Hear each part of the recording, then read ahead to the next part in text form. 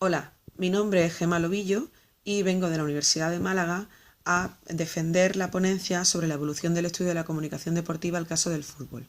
Esta ponencia pertenece al Congreso de la Latina y que se celebra en diciembre del 2016 en la Universidad de La Laguna. Como antecedentes, podemos decir que la comunicación deportiva se ha visto caracterizada por el desempeño de funciones y roles en la práctica profesional, de forma que han sido voluntarios o personas con poca formación o con poca dedicación a las que de forma altruista pues se dedicaban a ejercer pues unas funciones por las que la mayoría de las veces no estaban lo suficientemente preparados. Por otro lado, podemos decir que en el ámbito académico se refleja paralelamente una dificultad para el desarrollo de una conciencia académica. Es decir, que hay poco desarrollo científico en la disciplina. Incluso los propios docentes e investigadores aún les cuesta trabajo concienciarse de que la comunicación deportiva es una ciencia como cualquier otra.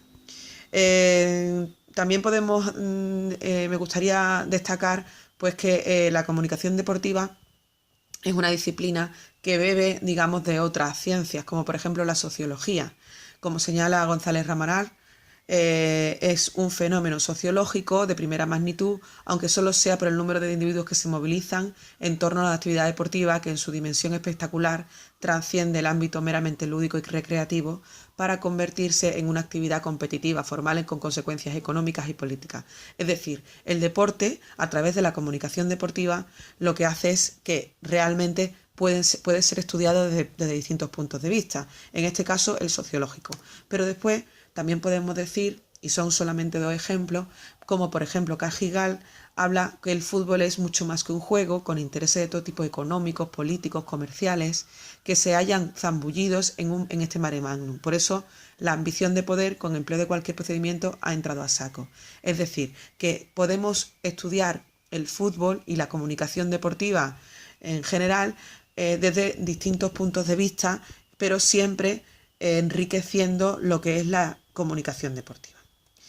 Centrándonos ya en nuestra investigación, podemos decir que la comunicación deportiva se establece en una doble vía. Por un lado, podemos hablar de los medios de comunicación, de los periodistas deportivos, aquellas funciones, roles, ejercicios profesionales que ejercen, digamos, una parte de esta comunicación deportiva.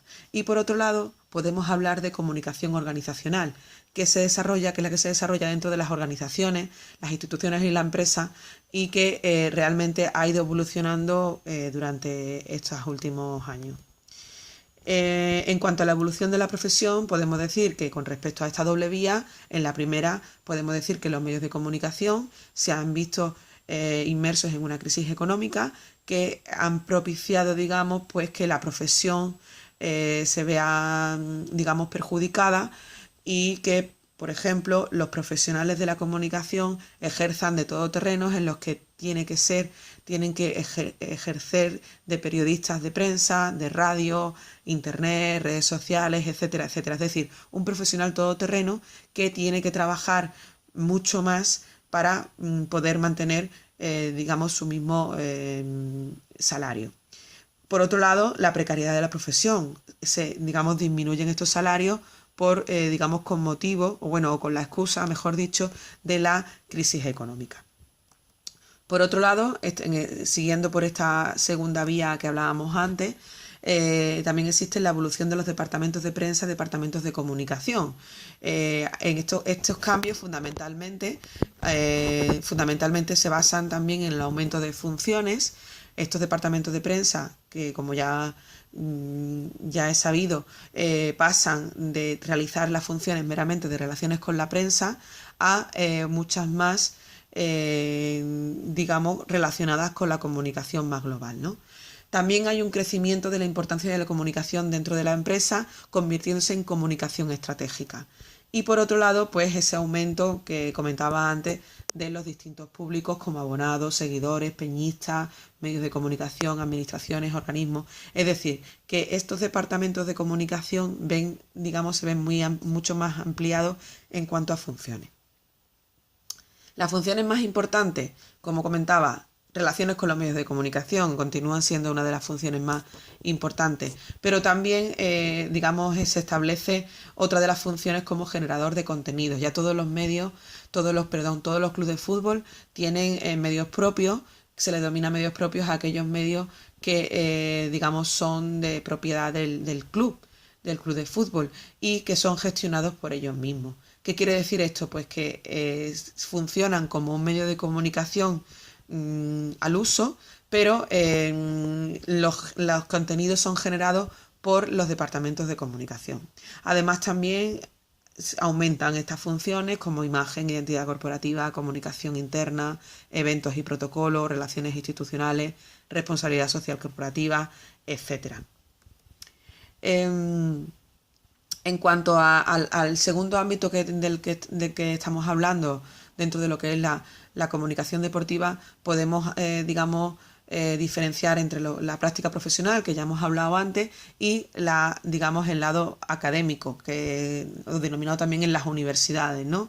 Existe cada vez más un progresivo desarrollo e interés por la profesionalización de la comunicación deportiva. Es decir, en las últimas décadas se han leído más tesis que, digamos, que en toda la historia de la digamos, académica. Pero digamos, esta profesionalización también tiene que pasar por una necesaria formación. Esta formación, evidentemente, se realiza a través de los posgrados y cursos de especialización, aunque todavía no está totalmente instaurada en los distintos grados que componen las facultades de Ciencias de la Comunicación de toda España, ¿no?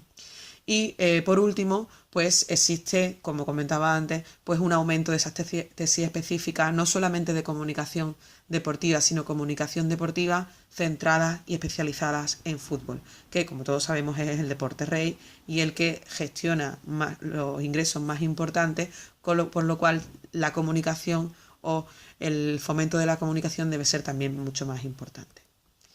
Por último, las conclusiones de mi ponencia pues se resumen en esta evolución de la profesionalización en la comunicación deportiva, en la práctica profesional, sobre todo en los departamentos de comunicación de los clubes. Ya todos los clubes de primera y segunda división, que son denominados profesionales, pues tienen departamentos de comunicación, medios propios, etcétera, etcétera. Pero también pues empieza, digamos, esa evolución también a los clubes de tercera, de segunda B, etcétera, etcétera.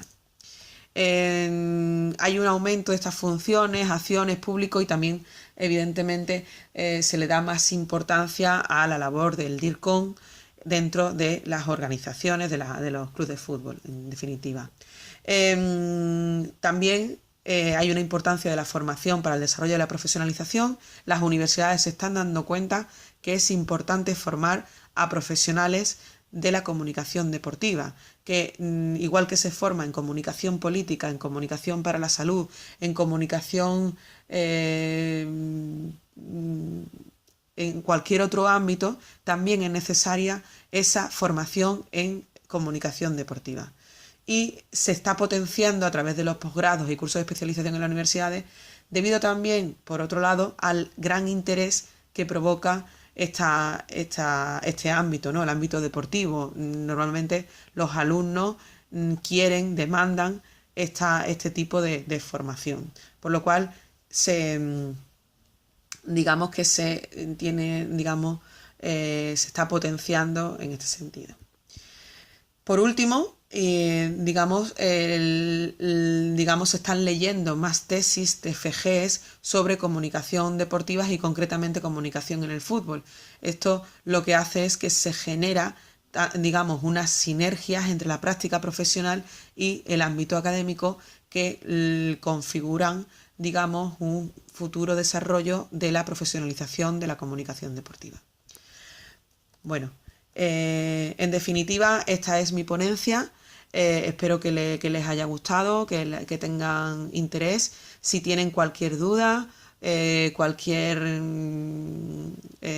aclaración, pueden ponerse en contacto conmigo en ese correo electrónico gmlobillo@uma.es y le contestaré con